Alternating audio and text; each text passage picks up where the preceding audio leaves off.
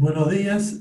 Hoy vamos a tomar el tema de electricidad en media y baja tensión.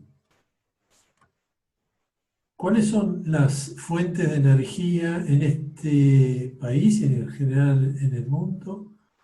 ¿Y cuáles son las formas de transformar estas fuentes de energía? Pueden ser primarias, como el sol, el viento, o sea, la eólica, la hídrica, la nuclear, a través de la biomasa, o a través del petróleo, el carbón y el gas natural. Y estas se pueden transformar se pueden transformar, y esta transformación se puede a través de paneles fotovoltaicos, la solar, la eólica a través de aerogeneradores, la hídrica, represas hidroeléctricas, la nuclear, centrales nucleares, y las plantas de biocombustión para la biomasa, como las plantas de tratamiento de gas y refinerías para centrales térmicas. Esto genera una energía secundaria que puede ser eléctrica, en el caso de los fotovoltaicos, los aerogeneradores, las represas hidroeléctricas, lo nuclear, y las plantas de biocombustible y las centrales térmicas, o puede ser de gas natural y derivados del petróleo, como de las plantas de las plantas de las refinerías. Y estas energías secundarias sirven como uso final en la residencia, en el transporte, en la industria, el comercio y demás. ¿Cuál es la matriz energética argentina? Y por qué esto es importante, para después más adelante vamos a ver las energías alternativas. Las energías, como energía primaria, tenemos el gas natural con el 53% y el petróleo en el 33%. Y el resto suman algo del 20%. O sea, tenemos preponderancia de gas y petróleo, o sea, de biocombustibles, o sea, de combustibles fósiles. Y como energía secundaria, la matriz, tenemos mayormente en el 36% el gas en redes y el 20% en electricidad y en gasoil, el otro 20%. Las naftas el 12% y los no energéticos el 4%. Bien, la matriz de generación y consumo eléctrico en la Argentina nos da una potencia instalada de el 66,5% de térmica, hidráulica en un 27,5% y renovable solo en 1,7%. Y el consumo se va mayormente en lo que es transporte, en residencia también un 30%, cerca del 30%, 23% en la industria, un 5% no ingeniería, un 7% el agro y el comercio un 8%. Lo que nos interesa a nosotros es lo residencial y lo comercial y servicios, o sea, qué es lo que atañe a la arquitectura. Dentro de los renovables, como tenemos como matriz energética, esto va aumentando año a año, y se calcula que para el 25 será del 20% de los renovables, eso que hemos visto, del 1,7, llegar al 2025 con el 20%. Y tenemos una potencia instalada de renovables en este momento, según el relevamiento del 2015, mayormente en eólica del 994 megabytes y solar 794 megabytes. Y el resto suman unos 200 megabytes. Bien, ¿dónde va este consumo de energía en Argentina?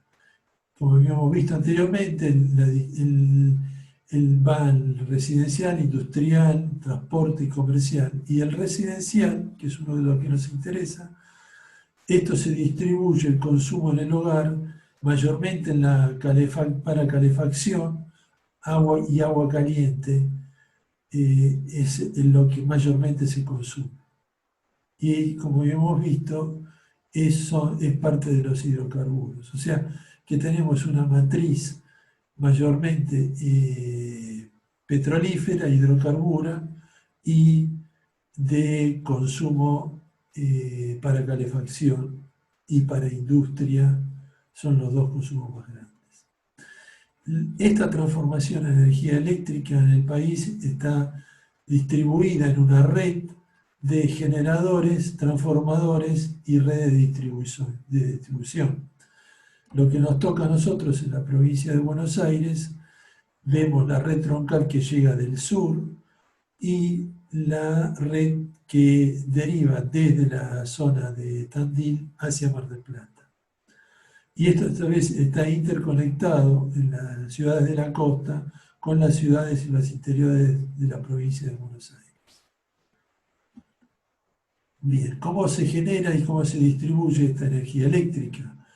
A partir de las centrales generadoras, esta recorre, es transportada y en voltios, en un voltaje alto, se transforma, se levanta a un voltaje alto, se transporta y después, al caer por el transporte, se vuelve en una subestación a levantar y esta subestación, la que vemos en el diagrama, llega hasta nuestra ciudad. Entonces de ahí tenemos alta tensión, más de 33 kilovoltios, media tensión, más de 1 kilovoltios hasta 33 kilovoltios, baja tensión de 1 kilovoltio a 50 kilovoltios, a 50 voltios, y muy baja tensión hasta 50 voltios.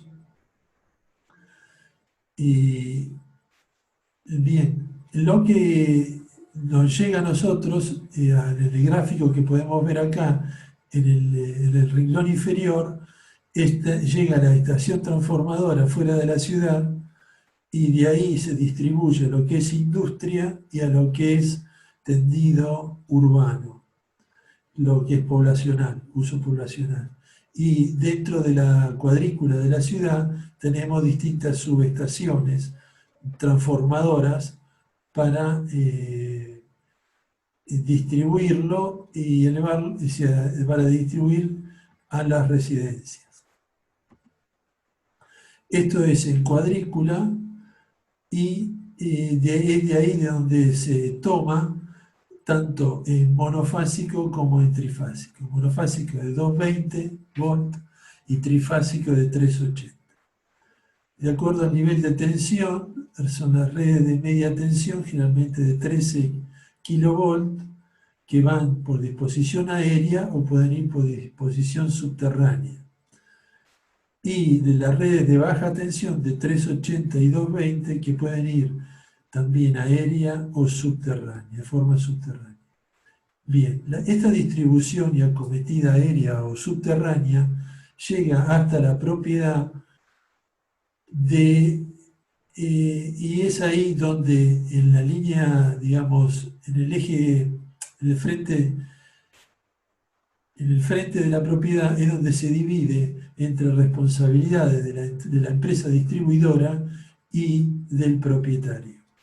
En la línea de frente, de ahí puede ser tanto aérea como subterránea. Como vemos en los gráficos, arriba la monofásica, los dos, y la trifásica, los 4 conductores. Y en la gráfica inferior vemos la conexión aérea y la conexión subterránea. y de ahí a la propiedad. Esto puede ser, como, digamos, está reglamentada la acometida por medio de los pilares o por paramento de la propiedad. Esto está fiscalizado por ACEBA en la provincia de OSEBA en la provincia de Buenos Aires, y ellos estipulan los tipos de pilar, las medidas, como se ve acá en los gráficos, tanto para la conexión aérea como para la conexión subterránea. Y para las acometidas aéreas de suministro de la propiedad y las acometidas subterráneas también de suministro propietario. Ahí vemos en el gráfico están los distintos elementos, el medidor, la primera llave de corte y la segunda llave. Bien, ¿cuáles son los componentes de una instalación? Esto, lo que sigue a continuación, complementa la teórica de Alejandro Ara, que se basó en el reglamento de instalaciones eléctricas de la Asociación Electrónica Argentina, que es la teórica anterior, y esta complementa esa teórica en la parte gráfica y en la parte, digamos, esquemática y visual de los distintos elementos y de cómo vamos a armar la planimetría del proyecto de electricidad y de iluminación. Bien, los componentes de la instalación son la acometida, como habíamos, o sea, la llegada de la acometida, la caja de toma, los medidores, y después pasa a la línea de alimentación, va a un tablero principal. Dentro de ese tablero tenemos las líneas seccionales, los tableros seccionales y las líneas de circuitos terminales. Como podemos ver en el gráfico de la derecha, los distintos elementos. Según el esquema del reglamento, acá tenemos y vemos la diferencia y las responsabilidades. Como hasta el medidor es responsabilidad de la distribuidora de energía eléctrica, y a partir del medidor es del propietario y del profesional actuante. Entonces tenemos la red de distribución de la distribuidora, la línea de alimentación de la distribuidora, el dispositivo de protección de alimentación de la distribuidora, que eso está afuera en la vía pública, y después tenemos la línea de alimentación de la distribuidora, y eso llega hasta el medidor de energía. Y de ahí pasa una línea principal de la distribuidora hasta el tablero principal, que es de la propiedad. Como habíamos visto, los distintos esquemas tanto de medidor externo. Después tenemos el tablero principal, el circuito seccional de distribución, el tablero seccional general y el tablero seccional, y después pasamos a los circuitos terminales. Y acá podemos ver los distintos esquemas, que sea para consumo monofásico o consumo trifásico. Bien, cada una unidad tiene estos, digamos, interruptores.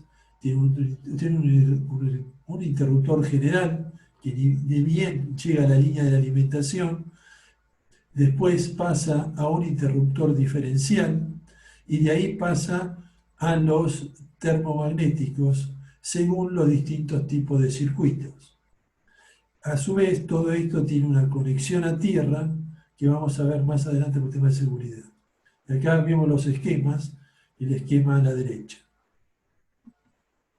Bien, siguiendo, acá volvemos un poco más complejo, digamos, el esquema.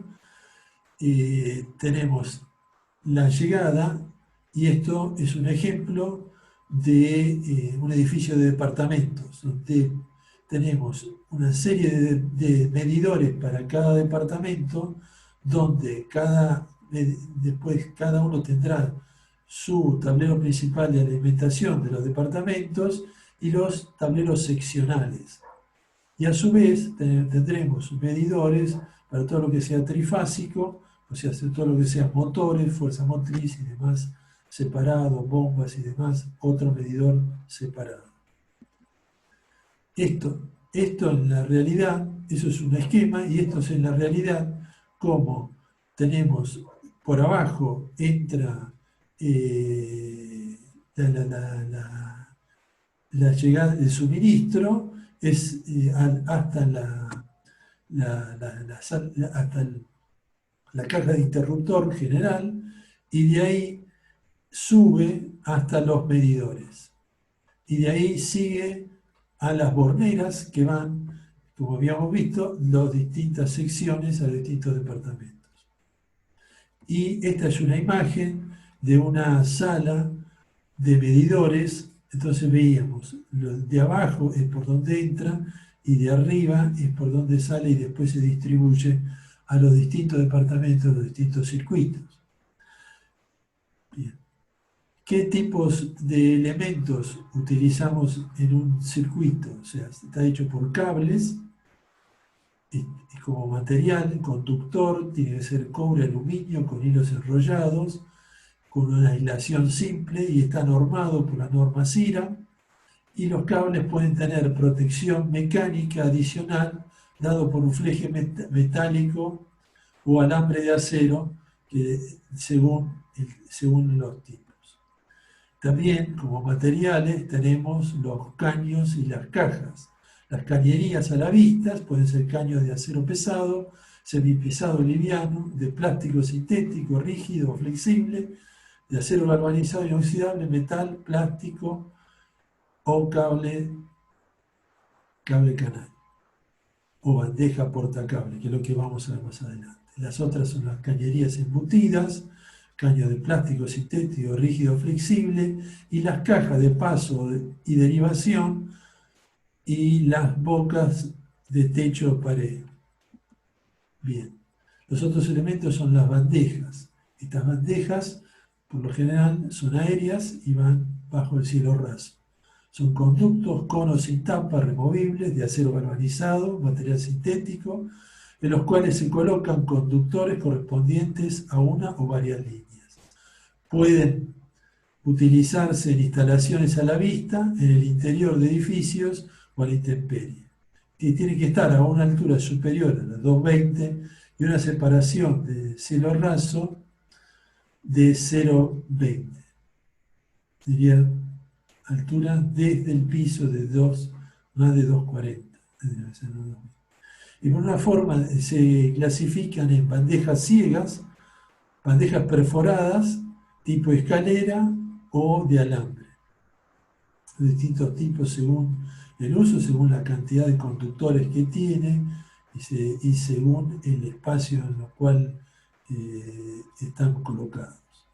Después tenemos los pisos técnicos, que están compuestos por placas modulares de 40 por 40 o 60 por 60, metálicas o de varios materiales, montadas sobre soporte de acero galvanizado regulable a una altura de 10 a 50 centímetros. Y se emplean cables con envoltura de protección sueltos o apoyados sobre el suelo. En espacios de oficina se utilizan bajo las islas de trabajo y se montan en cajas para conexiones de energía eléctrica normal, con la correspondiente conexión a tierra, los estabilizadores, los conductos también los comparten de telefonía y de computación o de seguridad. O sea, todos estos elementos van según las disposiciones, digamos, por suelo, como vimos, los pisos técnicos o las bandejas aéreas. También, y más que nada en reformas, se utilizan los conductos.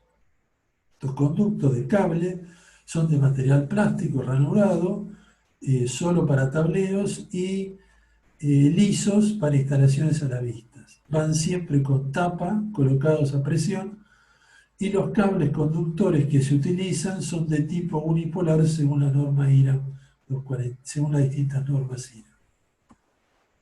También podemos tener zócaloductos, que son conductos metálicos de PVC reforzado o aluminio con tapa removible como reemplazo de los cables canales comunes. Conducen cables y soportan tomacorrientes u otros servicios de telefonía y red, como vemos en las imágenes. El cableado que se utiliza es de tipo unipolar, también normado por IRA. Otros dispositivos son los pisoductos, que son conductos metálicos de chapa de hierro de PVC reforzado de varias vías y se instalan en el contrapiso a fin de llevar los conductores hacia los puntos de trabajo en áreas extensas de oficina. Cuentan con cajas de paso, inspección, en donde se puede acometer un conducto de caño y mantener la independencia de las vías.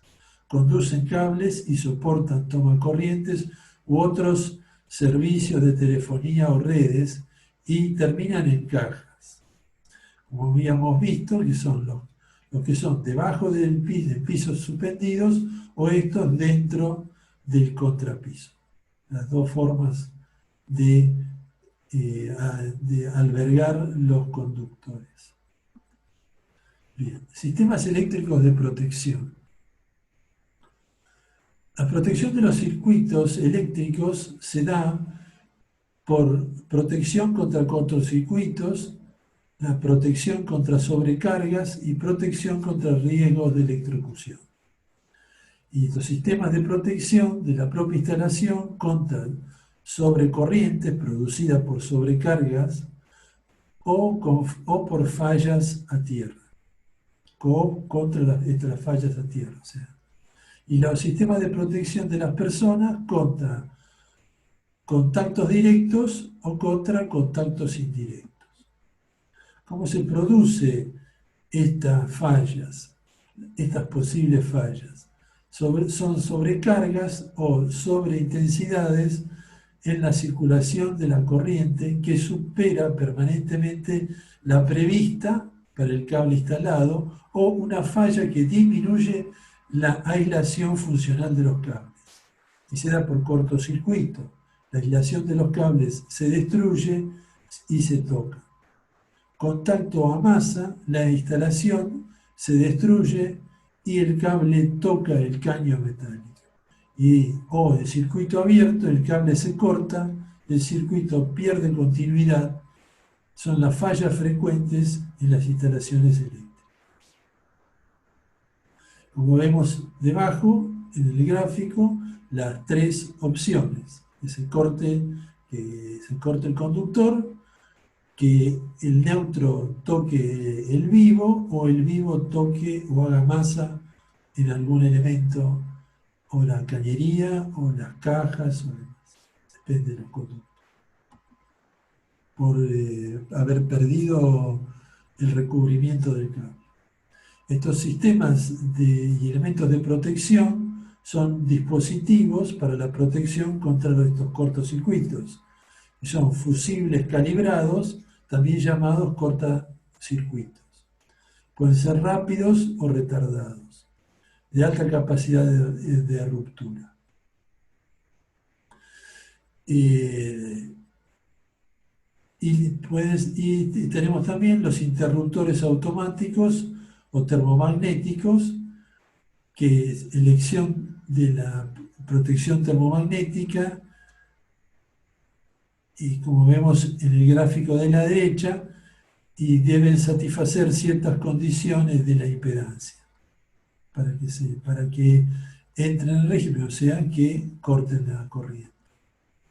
Bien, entonces de los sistemas de protección tenemos el interruptor diferencial a la izquierda,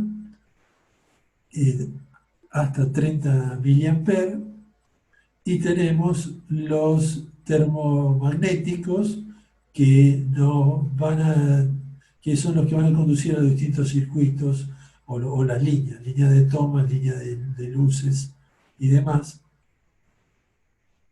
Y todos van a tener los que son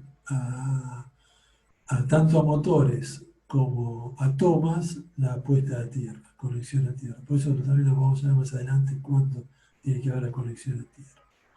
Bien, esto es una norma IRA, es importante porque es la protección de los distintos, IRA rige los materiales. Entonces, las distintas, deben complementar las distintas protecciones contra los sólidos, contra los líquidos y contra los golpes, los conductores, las cajas y demás. Bien, la protección a las personas por la electrocución. Si cualquier lesión debida a esto es muy importante para la preservación de la vida humana. Cualquier lesión debida a la electricidad es potencialmente grave, tanto si se ha producido por una alta tensión como por una tensión doméstica de 220 voltios. El cuerpo actúa como intermediario entre el conductor, como habíamos visto, que puede estar pelado, que puede estar en corto, entre el conductor eléctrico y la tierra, pasando la corriente por todos los tejidos y causando las lesiones de los mismos, pudiendo llegar a ocasionar la muerte por paro cardiorrespiratorio. El shock que produce en el individuo la corriente eléctrica que entra y sale del cuerpo puede derribarlo, provocándole la pérdida de conciencia o incluso cortarle la respiración e interrumpir los latidos cardíacos. La electricidad se extiende a todos los tejidos del cuerpo y llega a causar daños profundos y generalizados, aun cuando exteriormente la piel no muestre más que una pequeña señal. Si la electrocución se da por baja tensión, en 110 o 220, es necesario que la víctima toque el conductor para que se genere el daño. Por el contrario, no se produce. Si es de alta tensión, más de 1000 voltios, no es necesario que el conducto toque directamente al ser humano, ya que antes que llegue a tocarlo, salta espontáneamente un arco eléctrico por los voltajes que se produce la electrocución. Por ejemplo, los tubos de imagen presentes en los televisores, los monitores, los viejos monitores de PC, los carteles luminosos, las luces, pueden mantener tensiones entre 4000 y 17000 voltios.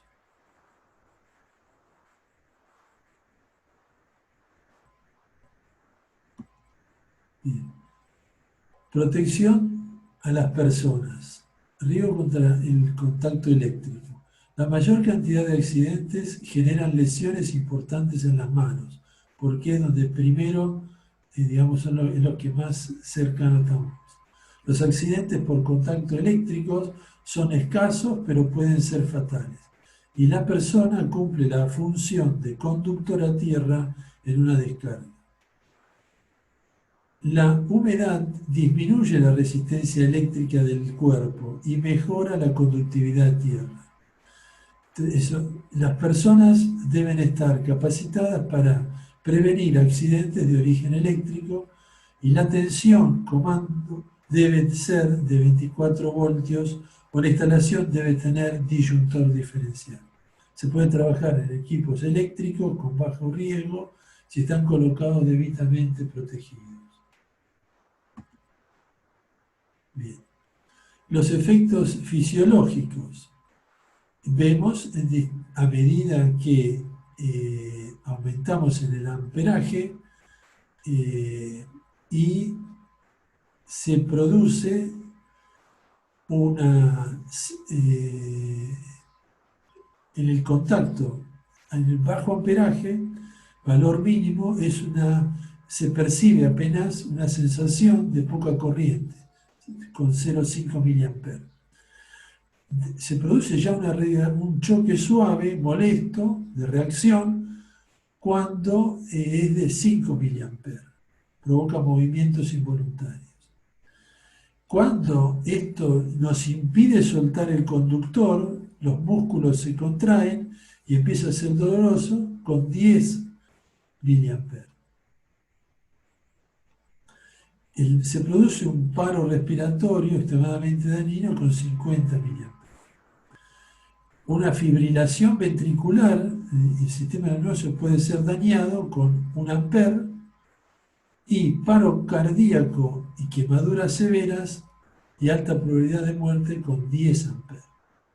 Y ahí vemos en la gráfica estas distintas situaciones y los tiempos de reacción. Bien. Como habíamos visto, los contactos eléctricos pueden ser directos o indirectos. Directos cuando tocamos directamente los conductores, puede ser tanto en conductores activos de 380, o sea, trifásico, o entre monofásicos, entre un neutro y un activo. Y entre un activo en 220 y la Tierra, hacemos Tierra, y entre el neutro y la Tierra. Ahí se produce el corto.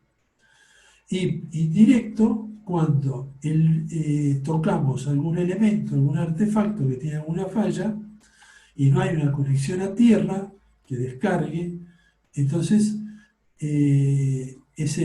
tocamos directamente, es como tocar el vivo. O sea, recibimos la descarga directa de ese conductor que está descargando sobre ese artefacto. Bien, esta toma, o sea, por lo cual es importante tener la toma a tierra de todo lo que sea motores, vamos a ver más adelante, todo lo que sea motores y tomas. Bien, esta puesta a tierra que habíamos visto, que está en la caja distribuidora al inicio, conduce, digamos, que va a través, es un conductor que va a tierra, que produce el enlace a tierra a través de un electrodo. Y como vemos en el gráfico, en la imagen de la derecha, es el electrodo que está puesto a tierra. Y en el esquema de la derecha vemos las distintas líneas como llevan su puesta a tierra hasta este conductor. Bien, la puesta a tierra se da para los sistemas eléctricos, para los equipos eléctricos, para señales electrónicas, para la protección electrónica y la protección atmosférica, en el caso de los pararrayos, como vemos en el esquema de la derecha. Los elementos para los cuales es necesaria la puesta a tierra. Los neutros de los transformadores que lo precisan en instalaciones o redes con neutro a tierra de forma directa o a través de resistencias o bobinas. El neutro de los alternadores u otros aparatos o equipos que lo precisen. Los circuitos de baja tensión de transformadores de medida. Los limitadores, los descargadores, las autoválvulas para rayos para alimentaciones sobre tensión, descargas atmosféricas, así los pararrayos. Los elementos de derivación a tierra de las secciones expuestas. Salvo se indique lo contrario, se pondrán a tierra los siguientes elementos: los chasis y bastidores de aparatos de maniobra, las envolventes de los conjuntos de armarios metálicos, de medidores y llaves, las puertas metálicas de los locales, las vallas y cercas metálicas, las columnas, soportes y pórticos, las estructuras y armaduras metálicas de los edificios que controlan las instalaciones de alta tensión, los blindajes metálicos de los cables, las tuberías y conductos metálicos, las carcasas de transformadores, generadores, motores y otros, y los hilos de guardia o cables a tierra de las líneas aéreas. Para que se produzca la descarga a tierra, esto se debe medir con el aparato que está a la derecha, y esto depende de la constitución del terreno, de la resistividad del terreno, y tienen efectos la humedad y la temperatura sobre la resistividad del terreno, las sales presentes en el terreno y la humedad en la resistividad del terreno, y las variaciones estacionales sobre la... Entonces estos son factores que van a permitir una buena descarga a tierra o no. Eso se hace un cálculo, se verifica y después se calcula, y si no da lo suficiente, se mejora el suelo o se redistribuye en varias jabalinas. Esas son distintas estrategias que vienen a consecuencia del cálculo de si se produce la descarga correcta o no de lo que se está haciendo. Bien. Los electrodos y conductores de puesta a tierra deben poseer elevada resistencia a la corrosión. Y estos electrodos podrán disponerse de las siguientes formas: en jabalina hincada en el terreno, y varillas o barras o cables enterrados dispuestos de forma radial, de forma anular o de malla, o en placas o chapas enterradas. Como vemos el gráfico de la derecha, tiene que ser accesible y controlado, de que los conductores que llegan hacia el conductor que llega hasta allá desde la caja distribuidora, donde se vienen de las líneas todas las puestas a tierra, ese conductor, cuando hace contacto con la jabalina, debe estar accesible y se debe verificar que esté en condiciones, digamos, no se lo debe cubrir. Después, estos conductores de puesta a tierra, el conductor de puesta a tierra debe ser de cobre u otro material resistente a la corrosión, y puede ser macizo o prensado, aislado o desnudo, y no debe tener en toda su longitud ningún empalme. Se refiere al conductor que va hasta la caja seccional. Bien. El otro elemento de protección es el pararrayo. Estos hay varios tipos, y son de punta o Franklin, que son de material de cobre o cobre y bronce o aleaciones, con una punta de wolframio, que es un material mucho más resistente. Y después de tipo activo, como vemos o ionizantes, el piezoeléctrico, que es este que está acá, el piezoeléctrico, este que está acá, el cabeza electrónica, que es este que está acá, y el radioactivo, este no es muy saludable, y después en retícula o jabalina. ¿Qué es lo que, cómo se produce el rayo, digamos? Que para lo cual debe protegerse la edificación, pero sobre todo el ser humano. El rayo se produce por una ionización del aire, o sea que el viento separa las cargas en las nubes y ioniza los extremos. Entonces, al haber una carga eléctrica y humedad, esto se produce una descarga que da a una velocidad de 50 metros, a una velocidad de 50 metros por milisegundo. Y esto genera, este rayo, un canal de aproximadamente un diámetro de 5 centímetros. Entonces, ese canal de descarga toma una temperatura de 20.000 a 30.000 grados centígrados hasta llegar a la Tierra, entre 5 y 50 kilovoltios. para atraer este rayo, para que caiga en forma y sea conducido hacia la Tierra, es por lo cual vimos los distintos tipos de pararrayos.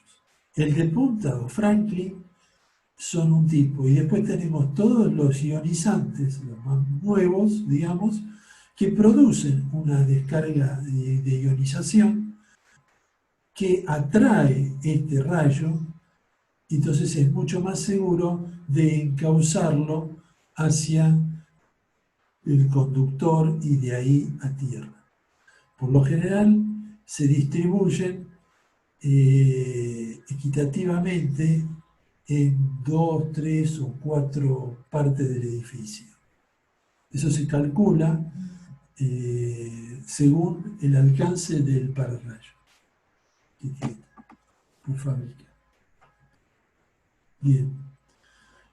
Ahora vayamos a la parte de, vayamos a la parte de el proyecto, digamos, de los circuitos eléctricos. Los pasos que tenemos que dar serían la determinación del grado de electrificación según el tipo de edificio. Eso lo vamos a ver más adelante. Está clasificado, dado. Todas estas descripciones que yo hago están sacadas todas del reglamento de instalaciones eléctricas. Si ustedes lo pueden, al final de la teórica está toda la bibliografía, lo pueden bajar de internet o lo pueden bajar del drive del curso. Esto es solo un resumen explicativo de los pasos a seguir. Bien.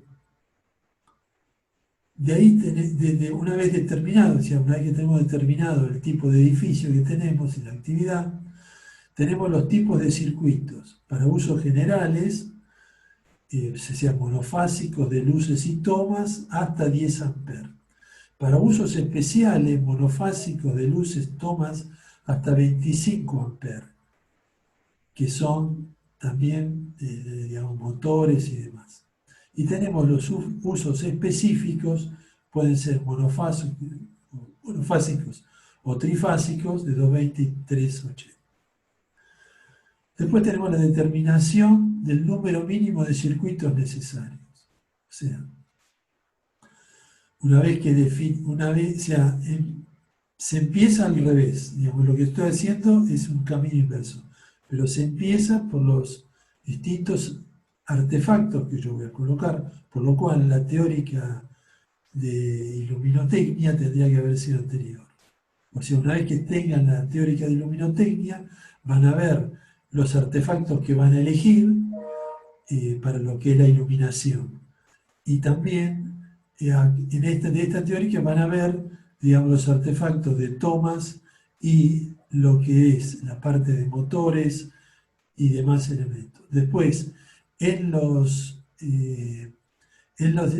unidades donde tienen oficinas, como habíamos visto, que tienen bajo tierra, en el piso o en el cielo raso, van a tener también los circuitos de tomas de corriente y van a tener los distintos circuitos de telefonía, de internet, de alarma y de video y demás.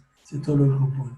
Que es en sí todo el conjunto se denomina edificio inteligente o domótica hoy en día. Es todo un tema que no sé si se va a dar en otra teórica más adelante.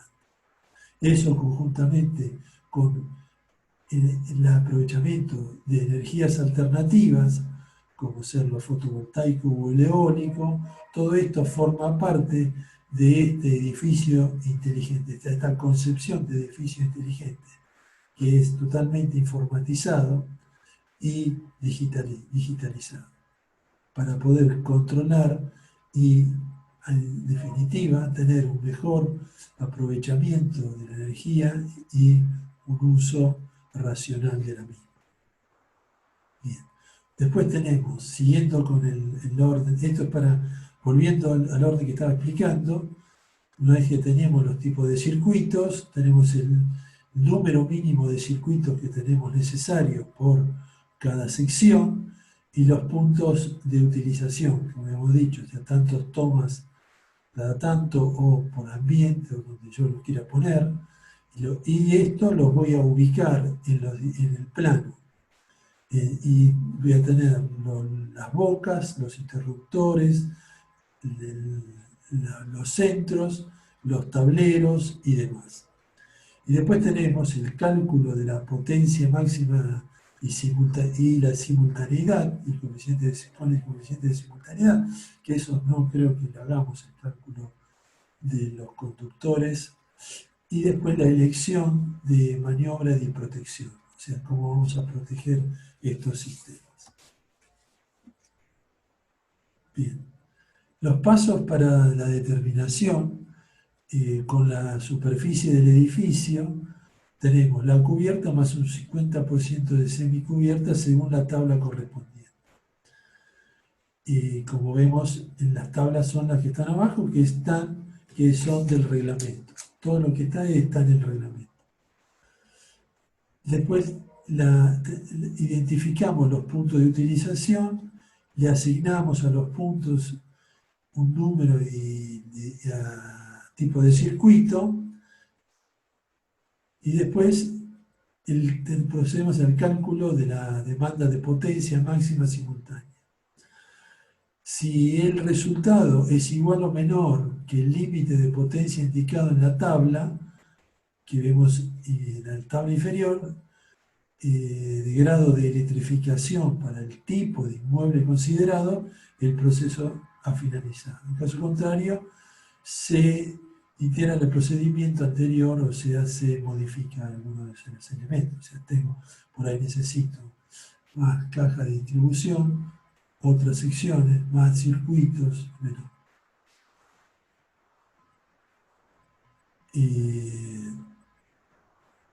Bien, acá tenemos los grados de electrificación mínimo hasta, esto es en oficinas, arriba están las viviendas, abajo están las oficinas y comercios, que es lo que mayormente vamos a tratar, mínimo hasta 30 metros cuadrados, una demanda de potencia simultánea calculada de entre 4,5 kilovatios.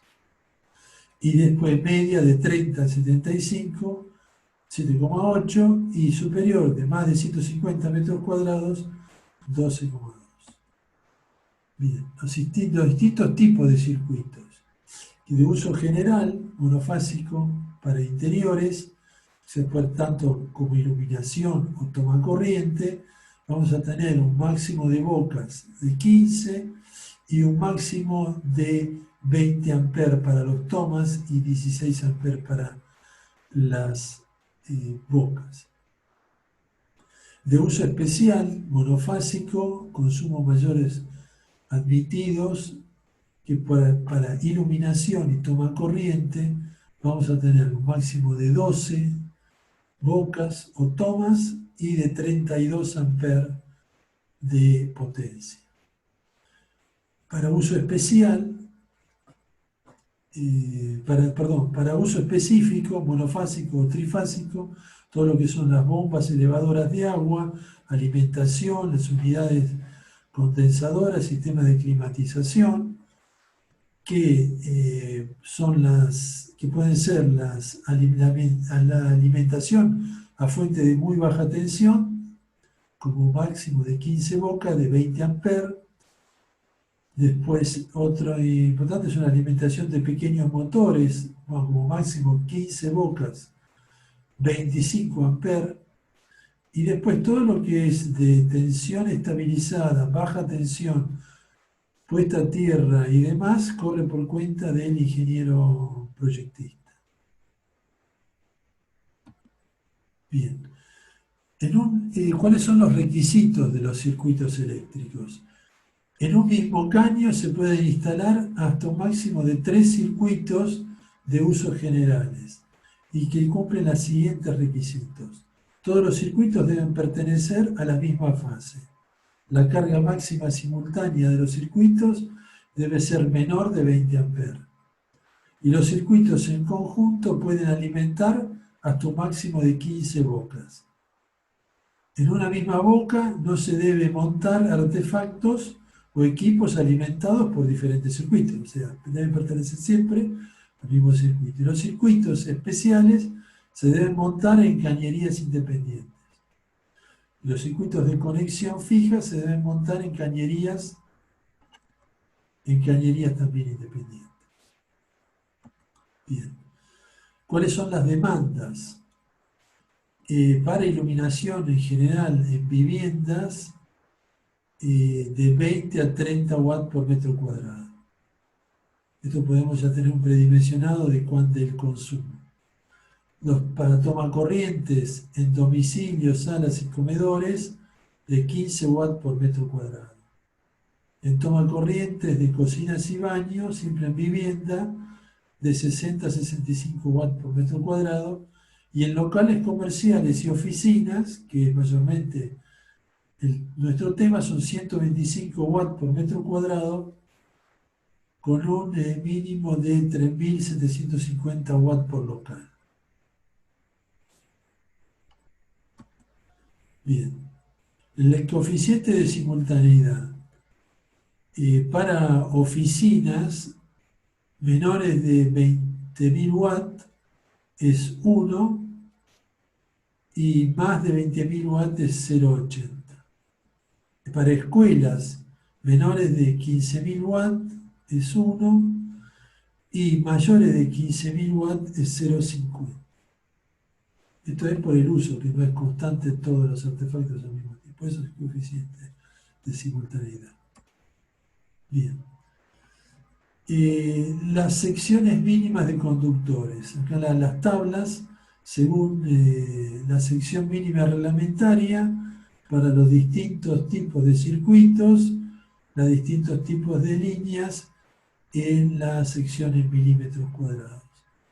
Y según la resistencia mecánica, si son conductores que vayan en cañerías, si van en línea aérea, si van colocados en línea aérea más de tantos metros, si van instalados en artefactos y demás.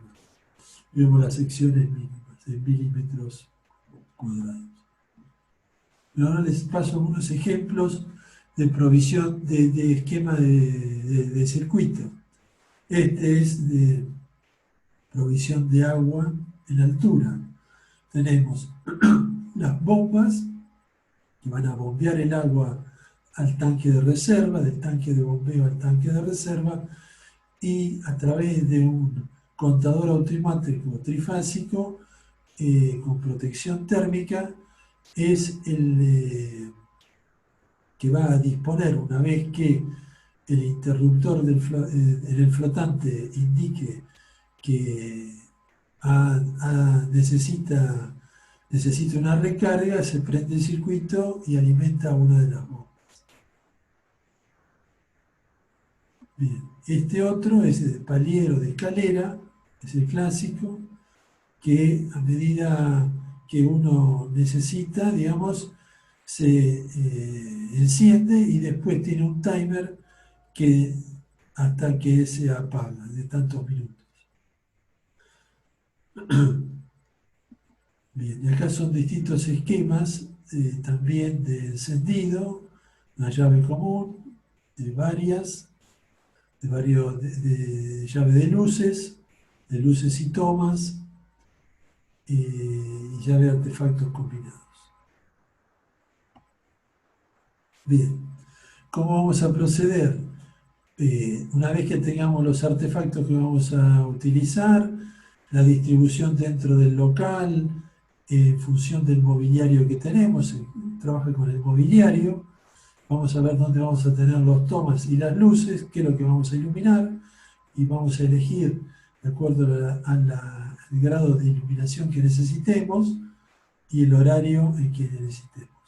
Entonces, vamos a tener circuitos cerrados, circuitos de tomas y circuitos de luces, como habían hecho en años anteriores con la vivienda y demás. Esto es un poco más complejo. Todos estos circuitos van a ir a un tablero seccional, y estos tableros, como habíamos visto anteriormente, según el voltaje hasta cierto grado, y después hay que hacer otro tablero. o si no, si yo me excedo de las tomas, como habíamos visto, por circuito, tengo que hacer otro circuito.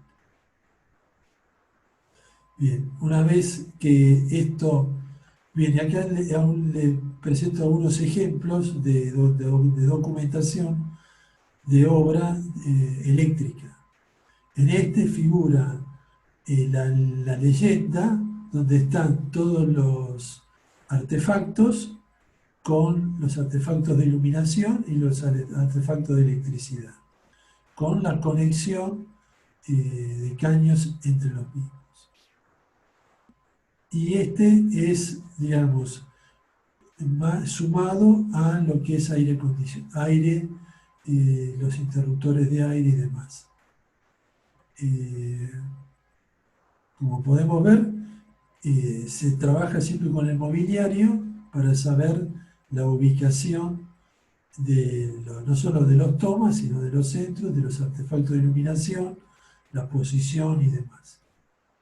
Y va con una leyenda y va con detalles en lugares donde no se sepa bien las alturas, porque puede ser que haya desniveles de altura o desniveles de suelo, donde si la cañería va a un cierto nivel, tiene que pasar a otro, digamos, se hace un corte, como vemos en el esquema superior.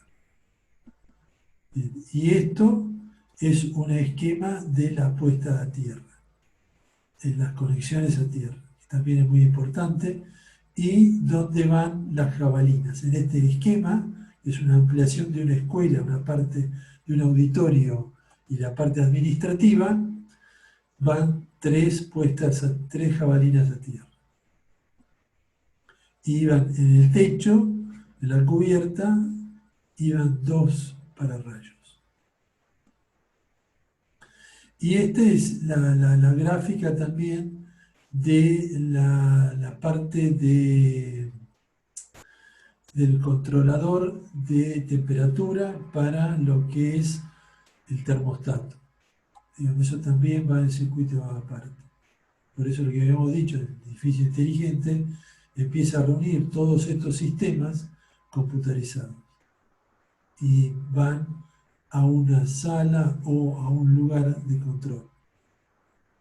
Y eso se puede, depende de la escala, en la vivienda podría ser a través de un celular, pero en el edificio se utiliza en una sala de computación, donde se reúne toda esta, digamos, todo este control de los distintos subsistemas. Bien. Y para terminar, la diferencia entre el uso responsable y la eficiencia energética, un uso responsable de la energía eléctrica son todas aquellas acciones que conscientemente realizamos para hacer una utilización responsable de la energía. Por ejemplo, de ello es apagar las luces de los ambientes que están desocupados. Claro, una vez que si utilizáramos un sistema automático, automáticamente cuando no hay habitantes en la sala, se apagan las luces. Y la eficiencia energética es la capacidad de lograr los mismos servicios con el menor uso de recursos posibles. Es usar de manera eficiente la energía disfrutando la misma calidad de vida. No se trata de ahorrar luz, sino de iluminar mejor consumiendo menos electricidad, por ejemplo. Bien, hasta acá es la teoría de complemento de la teoría que dio Alejandro Ara sobre electricidad, y esto era más sobre baja tensión, de todo lo que es dentro del edificio. Y más que nada cómo se materializan y cómo los circuitos y cómo se distribuyen con los distintos tipos de conductores y demás. Quedaría para cerrar el edificio inteligente dar domótica y dar fotovoltaico como recurso no renovable. Para complemento, los que habíamos visto al principio, los recursos renovables, en la provincia de Buenos Aires, lo que es más factible es, de todos, es el eólico, es mejor que el fotovoltaico. El fotovoltaico estamos ya a una latitud donde no es tan eficiente. Para el fotovoltaico, la inclinación se toma la latitud en 15 y 15 grados más y 15 grados menos. Entonces se pone un punto fijo casi siempre de inclinación al valor de la latitud. Si son móviles, bueno, eso tiene un mayor aprovechamiento. Y tiene un aprovechamiento real según el panel, el tipo de panel, pero más o menos el aprovechamiento máximo en invierno es de 4 horas y en verano es de 6 horas en nuestra latitud. El resto ya no es de aprovechamiento, digamos, pleno. Pero esto no sé si se dará una clase más adelante. Y hasta ahora, hasta aquí llegamos.